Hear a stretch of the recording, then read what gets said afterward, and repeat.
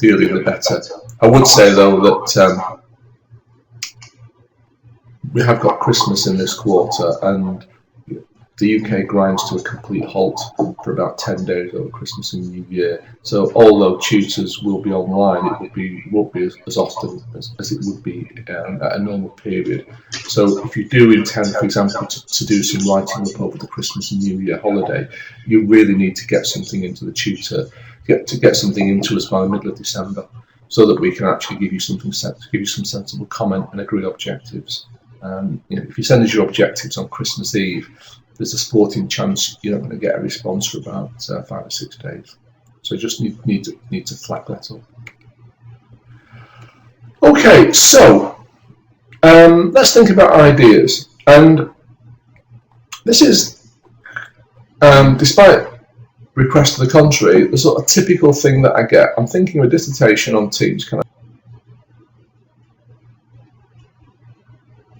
I proceed? Well, in principle, doing a dissertation on Teams somehow is okay. The problem is, that's all I can say. In principle, it might be, but I've no idea what it is that you want to do. And so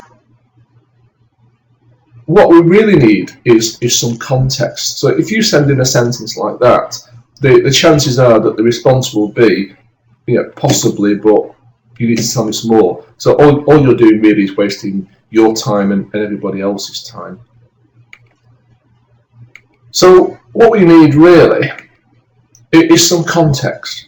And it just doesn't need a lot. We're looking at half a side at the most. So why are you interested in Teams? Is there a particular problem that you think exists in Teams? Where in the world are you? Are you going to do this with a specific organisation? So just a few sentences. So if, for example, you say, in my organisation, we try to implement, we're going to talk about high-performing teams in a minute, high-performing teams, and it was a complete disaster. How can we do it better? That's a really specific project, and that's exactly the kind of thing that we want. Conversely, you might just have an interest in Teams because you've been a team leader. When you looked at it in HR, that was the bit that you got really enthused about, and you believe that improving teamwork is better for organisations. Then that's fine. Say it. So do you have a specific problem? Do you have any thoughts on how the problem could be solved? And we'll look at that in a minute. But yeah, I suppose obvious things are like underperformance by staff. You might have a view that the reason why staff underperform is that they're not motivated, or they're not paid enough, or the management is poor, or whatever it happens to be. But so there are some types of dissertation where you actually go into it thinking that you know the answer. Now, the fact that when you get to the end, you've realised it wasn't the answer, doesn't matter. It really, genuinely doesn't matter. So you've got those types of dissertations, and then you've got other types which say, well, we know that the staff are underperforming. I have no idea why that is. And you do something that's wider and more exploratory. Neither of them is right or wrong. They're both perfectly acceptable ways. The only thing that we ask you to do is to recognise what you're doing, and I'll come on to something else on that in a minute. So that might be a better set of objectives. So somebody comes along and they're in a man, they're interested in high-performing teams and particularly in SMEs. So there's a set of objectives. They're not perfect by any means, but at least now we know what this person wants to do. That this person is interested in the theory of high-performing teams. They actually are interested in seeing whether that would translate into SMEs in a man, and they're coming up with recommendations as to how to do that. Now, we would still ask a number of other questions. For example, what do you mean by SMEs? That could be anything from 2 to 250. So is there a particular size? Because to do something like this, you would need some significant size. Is there a particular sector you want to look at? You still actually haven't said why this is an issue. So we would go back and we would ask those types of questions. But at least if you send in something like this, we at least have got the basis to ask sensible questions, as opposed to simply saying maybe yes, maybe no, but I can't tell you. So what we need then is some context and some objectives, and if you can send those to us to get sign off on the idea, that's ideally what it is that we need. So you know what you need to do at the end, but actually how do you get the idea?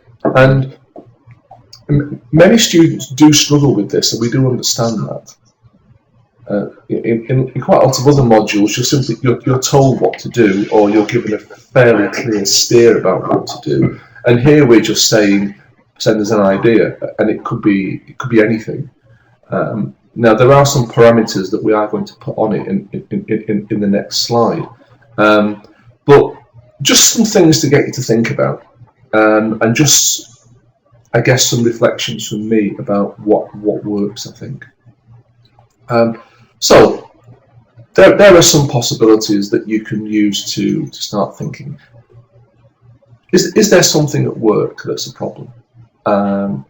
So I'm supervising a dissertation at the moment. They've introduced a new work pattern, and he's actually saying it wasn't done particularly well. And the reason he thinks it wasn't done well was because they didn't follow any particular methodology. So he's looking now at whether or not you could introduce changes using the project management methodology, which is quite an interesting thing to do, but also very, very specific, very clear, and it's clearly linked to his workplace. So that's one thing. Look at things at work. Talk to your colleagues, talk to your boss, and you'll know as well whether there are any major problems happening at the moment where you are. Second thing I would say is, make it something that you're interested in. This is a 3,000 or 4,000 word piece of work, and you could do that without a major mental health problem, I think, even if you hated the topic. This is then going to become a dissertation, 15,000, 20,000 words. Which will take over your lives for about 9 months, 12 months. If it's not something that enthuses you, it will be a pretty miserable time. So you've really got to get something that you're enthused about, and that might be subject-based. So if, for example, the one thing that really lights your candle is marketing, then you really need to start thinking about whether you can do something in marketing. So do make sure it's something that enthuses you, because you've got to convey that enthusiasm to us rather. And there are times when you get to about page 5 of the dissertation and it's just boring, and it's because the person isn't making it exciting, and you're thinking this person doesn't even like this subject, and it comes across in the writing. So something that you're enthused about. You might be one of those people who's at the cusp of something career-wise. Is there a progression that you're interested in? Are you thinking of changing industry? Maybe use the dissertation as a way of evidencing some abilities or some skills in those particular areas. That when you go for interview, you can slap 20,000 words leather bound on the table and say, "I know all there is to know about this." Think about that. So, those are things you need to think about, and now the things that to try and rein that thinking in. This is an MBA, so it must be management based. There must be some core of management theory to it, and that's really important. It's not an MSc Finance. It's not something on applied economics or development economics. It's got to have some underpinning management theory. And that's really important. And there must be a theoretical